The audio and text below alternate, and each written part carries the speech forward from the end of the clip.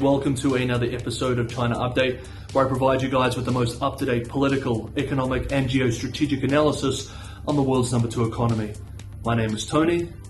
Let's jump in. Okay, happy Thursday everybody. Let's start with the outbreak and lockdown situation. New daily case numbers continue to grow, today passing 23,000 new officially recognized infections, up from 20,000 yesterday. Several major cities are at case levels which only a few weeks ago would have meant citywide lockdowns. As one analyst put it yesterday, now they are running a real-time optimization experiment on how high new cases can go without getting out of control, with cities opting for more surgical lockdowns and restrictions. However, so far cases continue to surge, and as we will see shortly, the social pressure is approaching breaking point in some localities. Commentators argue that the next week or so will be a key period. If local officials can resist broader lockdowns in some of these major cities, then the top leadership really has changed the approach to managing COVID in a material way. We will see. What to Beijing is intended to be a more balanced approach, to some officials on the ground likely feels like a contradictory policy direction, however. Quote, "On the one hand, we are told to relax the overly strict COVID prevention rules. On the other hand, we could still get fired for not stamping out cases on time. Our policy goals conflict with each other." End quote. Hong Kong-based South China Morning Post and Chinese financial media outlet Caixin have published similar comments from unnamed local officials. The main regions wrestling with major outbreaks are, in descending order of case numbers, Guangdong Province, the Chongqing Municipality, Henan Province, Inner Mongolia, and the capital city, Beijing.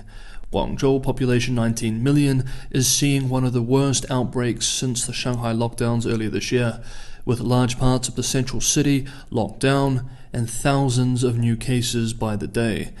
Now, in a very rare sight for a major Chinese city, the metropolis is even seeing some small-scale protests. On Monday night, social media posts and videos showed hundreds of residents breaking through lockdown barriers, breaching checkpoints, and marching on the streets of the city's dense urban residential communities. The explosion of frustration even turned violent, as some residents can be seen getting into fistfights with local authorities and health workers. Several mainstream Western and East Asian outlets have verified the videos.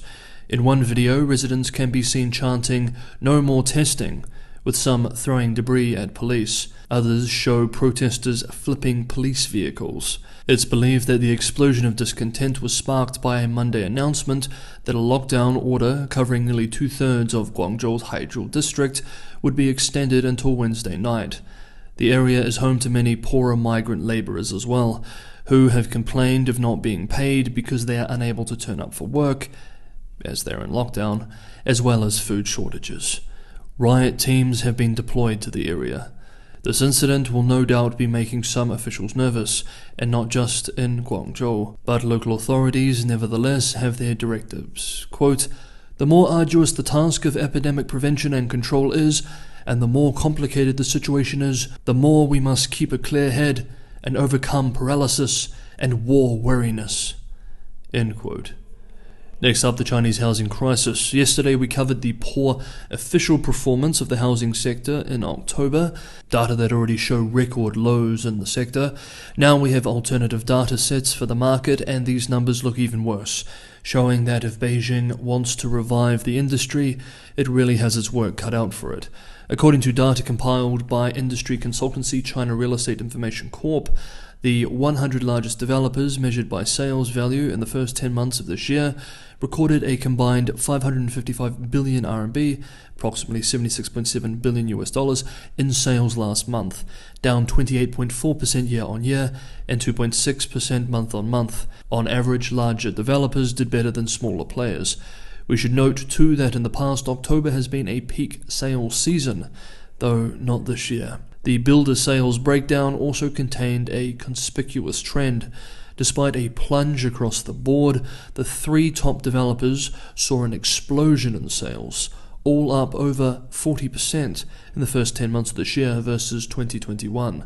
These builders are China Railway Construction Corp Limited, China Merchants Shikou Industrial Zone Holdings Co Limited, and China Resources Land Limited, all state-owned enterprises. Indeed, the share of top 20 performing developers which are directly run by the state has jumped to its highest level on record, reinforcing a theme which we have been following on China Update for almost a year now: the slow, de facto nationalization of the property market. We remember over the last week, Beijing has published a plan to help troubled developers, but analysts remain divided on how effective these new supportive measures alone will be. Quote, "This plan should be viewed as temporary pain relief, rather than a stimulus that could trigger another sustained upswing. China's structural housing demand has peaked, and some developers' debt needs to be restructured, with losses, so that the debt overhang will not exert lasting downward pressure on the economy." End quote. Hey guys, if you like what I'm trying to do here with China Update and you'd like to help me keep the channel sustainable, I rely primarily on subscriber support to keep the channel going. Patreon and Buy Me a Coffee links are in the description below. If you're enjoying today's video in particular, don't forget to hit that like button. And as always, thank you so much everybody for the ongoing support. Now, let's end with a few developments related to US-China relations.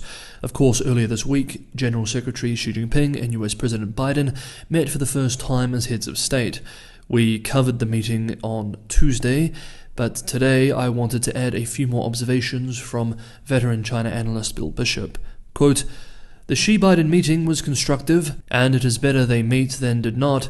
But based on conversations in the last day, I would caution about getting overly optimistic about yesterday's meeting." Bishop further observes that yes, it is another possible start towards putting a floor under the relationship, but, quote, "nothing substantive or structural has changed yet," end quote. The language in the US readout Monday does not mention new working groups either, but rather existing ones run out of the US Embassy in the PRC to handle more day-to-day, not high-level strategic issues.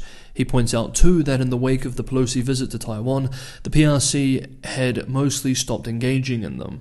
The hope now is that at least these will restart. Quote, "But nothing has changed over Taiwan. A GOP speaker, McCarthy, may visit the island as promised. Congress may authorize a lot more military sales to Taiwan. The Biden administration continues to work on outbound investment rules, and the semiconductor controls are likely not the last of tech-related restrictions." End quote. Also this week on the US-China front, on Tuesday, the US government's top advisory panel on China, the US-China Economic and Security Review Commission, published its annual report to Congress. The report recommends a series of steps and measures that could lead to a suspension of normal trade relations with the PRC and would direct the US government to start more systematic planning for some kind of conflict with China. The report's 39 recommendations cover nearly every aspect of the bilateral relationship. Some recommendations are especially hawkish, for example calling on US lawmakers to study the feasibility of blockading Chinese energy imports, like those through the Strait of Malacca, in the event of military conflict with China.